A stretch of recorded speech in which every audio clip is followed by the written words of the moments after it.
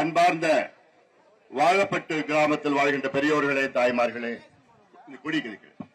என் உயிரினும் மேலான அன்பு சொந்தக்காரர்களே, உங்கள் அனைவருக்கும் இந்த அன்புமணி ராமதாசன் பரிவான வணக்கங்கள். நம்ம நல்லா இருக்கீங்களா? என் தம்பிகளா நல்லா இருக்கீங்களா?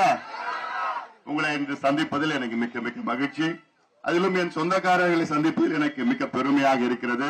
என்னை அன்போடு வரவேற்ற, பாசத்தோடு வரவேற்ற என் தம்பிகளுக்கும், என் தங்கைகளுக்கும், என் சகோதரிகளுக்கும், அண்ணன்மார்களுக்கும், தாய்மார்களுக்கும் என்னுடைய பணிவான வணக்கங்களும் நன்றிகளும் தெரிவிக்கின்றேன். இந்த தேர்தல் நமக்கு மிக முக்கியமான ஒரு தேர்தல். இந்த தேர்தலில் திமுகவும் நம்மளும் போட்டியிடுறோம்.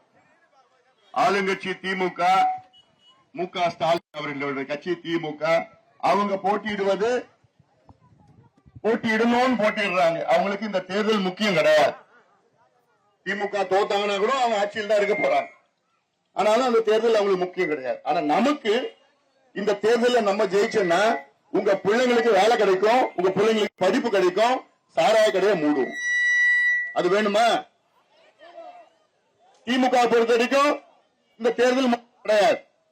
ஆனா ஏதோ காசு கொடுத்து ஒரு கௌரவ ஜெயிக்கணும்னு பாக்குறாங்க. ஆனா நமக்கு இந்த தேர்தல் நம்ம வாழ்க்கை பிரச்சனை, நம்ம பிள்ளைங்களுடைய படிப்பு பிரச்சனை, நம்ம பிள்ளைங்களுடைய வேலை வாய்ப்பு பிரச்சனை. நம்ம சுயமரியாதையோட வாழணும், கௌரவத்தோட வாழணும். அதற்கு இந்த தேர்தல் தான் சரியான பாடத்தை நீங்கள் புகட்ட வேண்டும். அதற்காகத்தான் இங்கு வரைய தந்திருக்கின்றோம். மருத்துவர் ஐயா அவர்கள் உங்களுக்காக 45 ஆண்டு காலம் போராடிட்டு வரார். எதுக்கு போராடுறாரு? இந்த பசங்க எல்லாம் படிக்கணும், இந்த பிள்ளைகள் எல்லாம் படிச்சு வேலைக்கு போகணும், கௌரவத்தோட வாழணும், சுயமரியாதையோட வாழணும். எவ்வளவு காலமா கூலியா வேலை செய்வோம்? கூலியா தினம் பார்த்தா தினம் கூலி. ஆடு மாடு பால் கறந்தாதான் நமக்கு அன்னைக்கு சாப்பாடு, ரோடு போட்டாதான் அன்னைக்கு சாப்பாடு, கொத்தனார் வேலைக்கு போனா அன்னைக்கு சாப்பாடு, கல் ஒடிச்சா அன்னைக்கு சாப்பாடு. இது காலங்காலமா அப்படிதான் இருக்கிறோம். நம்மளும் படிக்கணும்ல, படிச்சு வேலைக்கு போய் உங்க பிள்ளைங்க கௌரவமா உங்களுக்கு ஒரு வீடு வாங்கி கொடுக்கறது, ஒரு டிவி வாங்கி கொடுக்கறது, ஒரு பைக் வாங்கி கொடுக்கறது, கார்ல கூட்டிட்டு போறது, அதுதான் இருக்கிறோம். ஆனா அதெல்லாம் நான் கொடுக்க மாட்டேன்னு யார்? ஸ்டாலின் அவர்கள் சொல்றாரு. வன்னியருக்கு கிடைச்ச இடஒதுக்கீடு ரத்து பண்ணிட்டார் ஸ்டாலின். நமக்கு கிடைச்ச இடஒதுக்கீடு 21 உயிர்கள் ஒரு நாள்ல நம்ம இழந்தோம். போராட்டம் பண்ண ஒரு வாரம் சாலை மறியல் செஞ்சோம். ஒரு நாள்ல 21 உயிர்கள் இழந்தோம். ஆயிரக்கணக்கான பேர், ஆயிரக்கணக்கான போராட்டம் நடத்தினது வரைக்கும் லட்சக்கணக்கான மக்கள் ஜெயிலுக்கு போனாங்க. இவ்வளவு சிரமப்பட்டு நம்ம கிடைச்ச இடஒதுக்கீட்டை ஸ்டாலின் அவர்கள் முதலமைச்சர் ரத்து பண்ணிட்டார். ரத்து பண்ணது மட்டும் கிடையாது, போன வாரம் சட்டமன்றத்துக்குள்ள ஸ்டாலின் முதலமைச்சர் பேசுறாரு. என்ன? நான் வன்னியர்களுக்கு இடஒதுக்கீடு கொடுக்க மாட்டேன், என்னால கொடுக்க முடியாதுன்னு யார் சொல்றா? திமுக, ஸ்டாலின். எவ்வளவு அநியாயம், எவ்வளவு அக்கிரமம் அது. நான் என்னையா கேட்டோம் உங்ககிட்ட? காசு பணமா கேட்டோம்?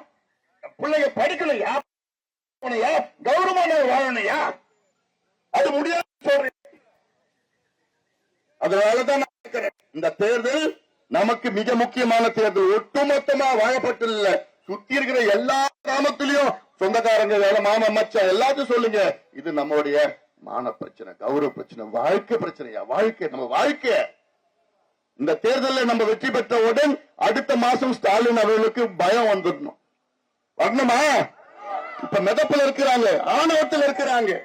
அந்த பயம் வரணும்னா வீடு வீடா ஒட்டுமொத்தமா மாமலத்தை போட்டாதான் ஸ்டாலின் அவர்களுக்கு பயம் வந்து, ஐயோ இவங்க எல்லாம் ஒன்னா சேர்ந்துட்டாங்கப்பா, இவங்க இனி நம்ம ஓட்டு போட மாட்டாங்கன்னு அந்த பயம் வந்தாதான் அடுத்த மாசம் நமக்கு இடஒதுக்கீடு கிடைக்கும். அடுத்த மாசம் ஜாதி வாரி கிடைக்கிறது நடத்தப்படும். அடுத்த மாசம் இந்த 10 கடையினா மூடுவாங்க. ஆனா இன்னைக்கு கள்ளச்சாரம் பாத்தியில, கள்ளக்குறிச்சியில 67 பேர் கதற சாவடிச்சாங்க. யாரு? திமுக. 67 பேரை கதற கொலை பண்ணாங்க. அந்த குடும்பத்தை நான் போய் பார்த்தேன். 6 வயசு குழந்தை, 8 வயசு குழந்தை, அம்மா 2 பேரும் செத்துட்டாங்க. 22 வயசுல ஒரு பொண்ணு தாலி எடுத்து நின்றுட்டு அனாதையா தெருவுல. யார் காரணம்? ஸ்டாலின் காரணம். நாளைக்கு அது இங்க நடக்காது, என்ன நிச்சயம்? அங்க விக்கிறவங்க இங்க விற்க மாட்டாங்க. அதுதான் இந்த கோபத்தை காமிக்கணும். நீங்க இந்த கோபத்தை வெளிப்படுத்துவது, நீங்க விக்கிற வேண்டிய தொகுதியில் உள்ள அனைத்து மக்களும் வெளிப்படுத்துங்க. குறிப்பா பெண்கள் வெளிப்படுத்தணும். பெண்கள் நீங்க ஒண்ணு சேருங்க. கட்சி, ஜாதி, மதம் எதுவும் பார்க்காதீங்க. அப்பதான் நிச்சயமா நமக்கு நீதி கிடைக்கும், நியாயம் கிடைக்கும், சமூக நீதி கிடைக்கும், படிப்பு கிடைக்கும், வேலை கிடைக்கும். இந்த கடையை மூடணும். சாராயத்தை விட்டு நம்ம பிள்ளைங்களை இப்ப கஞ்சா வித்துட்டு இருக்கலாம். ஸ்கூல் படிக்கிற பிள்ளைங்க, காலேஜ் படிக்கிற கஞ்சா அடிச்சிட்டு இருக்குது. திமுக அந்த பணத்தை, கஞ்சா வித்த பணத்தையும் சாராயத்தை வித்த பணத்தை எடுத்தது இப்போ வீடு வீடா 1000 ரூபாய் கொடுக்குற, 2000 ரூபாய் கொடுக்குற, 500 ரூபாய் கொடுக்குற, 1000 ரூபாய் கொடுக்குற, வண்டியில ஏறு 1000 ரூபாய் கொடுக்குற. கொள்ளடிச்ச பணம், கொள்ளடிச்ச பணம். கொடை கொடுக்குற, பொருள் கொடுக்குற, கொடை கொடுக்குற, எல்லாம் யார் பணம்? அது திமுக காரன். அங்க போய் ஏறு ஓட்டி, நீரை பாய்ச்சி, நாத்து நட்டு, களை எடுத்து, அப்புறம் அறுவடை செஞ்சு, அதை போய் இதுல போய் வித்து அந்த பணத்தை எடுத்து கொடுத்தானா? கொள்ளடிச்ச பணம். கொள்ளடிச்ச பணத்தை எடுத்து வந்து தூக்கி போடுறான். புடிச்சுக்கோ, தூக்கி போடுறான், புடிச்சுக்கோ. அதனால இதெல்லாம் நீங்க பாத்துங்க. நம்முடைய தமிழ்நாடே உங்களை பார்த்துட்டு இருக்குது. தமிழ்நாடு யாரு?